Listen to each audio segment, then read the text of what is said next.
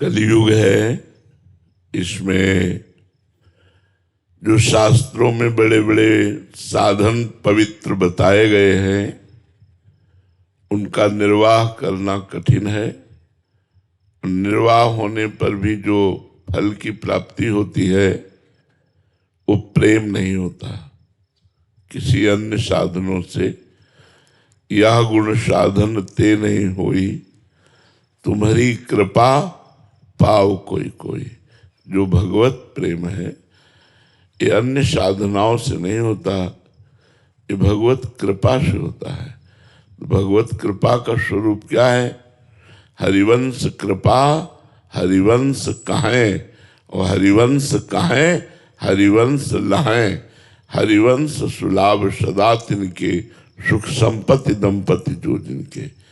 हरिवंश कृपा का स्वरूप है कि हमारी जिह्वा हर समय श्री हरिवंश राधा वल्लभ श्री हरिवंश राधा वल्लभ श्री हरिवंश ये रटती रहे। हे जिह्वे रस सारज्ञे संततम मधुर प्रिय, श्री राधा नाम पीयूषम पिब प्रीत्या निरंतरम। नातः परतरः पायो दृश्यते सम्मताम श्रुताम, सारात सारतम शुद्धम सर्वेशाम मुक्तिदम परम। हे जिह्वे, तू रस को बहुत स्वाद लेने वाली है, रसेंद्री कहते हैं। महाप्रभु ने भी कहा राधा नाम सुधा रसम रसी तुम जिह्वास्त में विह्वला। तो हे जिह्वे रस सारज्ञ संततम मधुर प्रिय, राधा नाम पीयूषम पीयू प्रीत्या निरंतरम। जिह्वे तू सारों के सार परमोत्तमा प्रेम प्रदान करने वाले, बड़ा स्वादिष्ट, अमृत से भी स्वादिष्ट, क्योंकि अमृत तो देवताओं ने भी पिया है, उससे भी महिमाशाली राधा नाम पीयूषम पीव प्रीत्या निरंतरम। प्रेम पूर्वक निरंतर राधा राधा राधा जप के। तो देखो जीव को समझाना चाहिए, हे रसना तुम मधुर प्रिय और रस सार को परखने वाली हो, सब कुछ चखा, अब एक बार नाम का स्वाद लीजिए। निरंतर प्रीति पूर्वक नाम का पान कीजिए।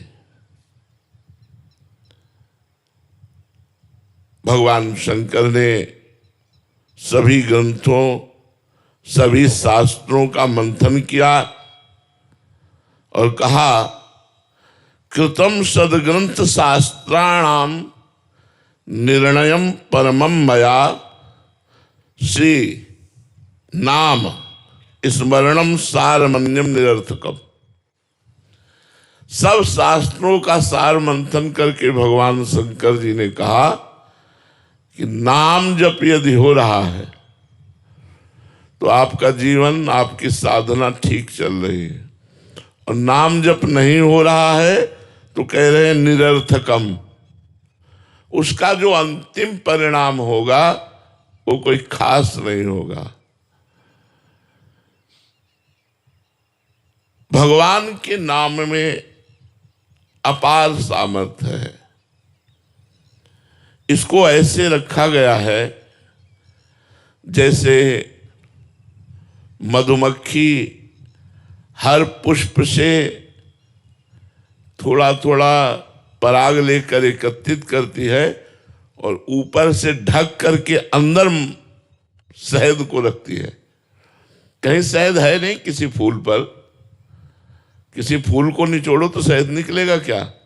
लेकिन ये कला मधुमक्खी की है कि हर फूल से पराग एकत्रित करती है और उसे शहद बना करके इतना मीठा, इतना स्वादिष्ट, बलिष्ठ और रोग हरण करने वाला लेकिन ऊपर वो रहती है।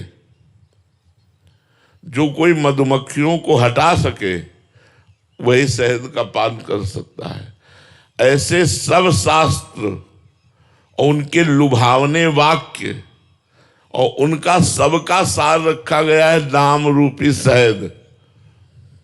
अब ये माया के काम क्रोध लोभ मोह मद मत्सर नाना प्रकार के साधनों के सुंदर फल, इन सब से मन को हटा करके कोई शहद की भांति यदि नाम का पान करना चाहे तो उसको प्रेम की प्राप्ति हो जाए। नाम शहद है और सब साधन पुष्प पराग हैं। सब साधनाएं पुष्प और पराग हैं और उन्हीं से निकाला हुआ नाम शहद है।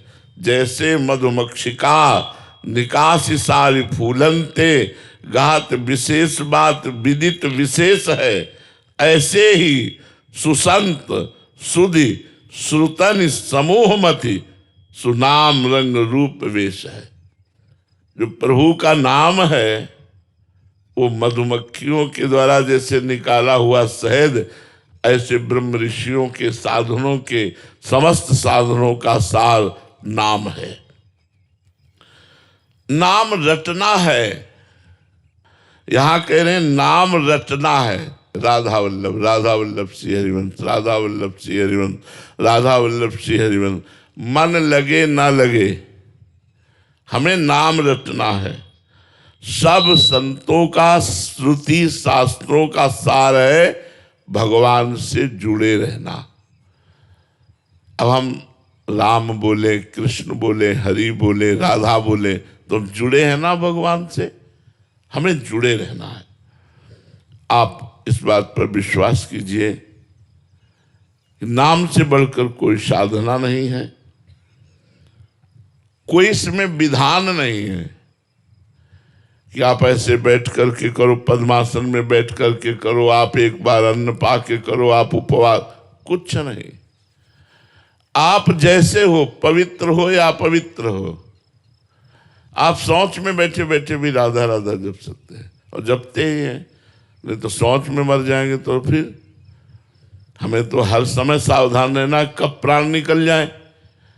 तो सोच होते समय भी अंदर ही अंदर भगवान नाम चल राधा वल्लभ से, फिर निरंतरता कैसे रहेगी? अंतर पड़ जाएगा ना। मंत्र जपा नहीं जाता, अपवित्रता में मंत्र नहीं जपा जाता, लेकिन नाम जप किया जा सकता है। अगर जीवन में एक बार भी राधा नाम उच्चारण हो गया है तो विश्वास मानिए आप नरक नहीं जाएंगे। जो इतना महिमामय नाम है उसको हम एक बार ही क्यों लें, निरंतर क्यों न लें, जिससे हमें प्रियालाल मिल जाए, प्रभु मिल जाए। देखो, अजामिल ने अपने पुत्र को पुकारा था, ना कि भगवान को। नारायण, इतने में ही भगवान के पार्षद आ गए और नाम के प्रताप से यमदूतों की फांसी काटकर यमदूतों को भगा दिया और परिणाम में अजामिल को भगवत धाम की प्राप्ति हुई, पुत्र के बहाने नारायण पुकारने से। सच्ची बुद्धि से विचार करके सब छोड़ दीजिए। जितने भी साधन है, बने तो बने, नहीं सब छोड़ दीजिए, नाम पकड़ लीजिए। आप गंगा स्नान किए, फिर पाप किए, फिर गंगा स्नान किए, फिर पाप किए, तो हाथी के स्नान जैसा रहा। आपकी पाप की प्रवृत्ति नष्ट नहीं हुई, इसलिए नाम जप कीजिए। नाम पाप और पाप की प्रवृत्ति दोनों का नाश कर देगा। जीवन का आधार बना लीजिए। समस्त सारों का सार जो नाम है, उस नाम से ही तुम्हारा कल्याण होगा। एक तो हम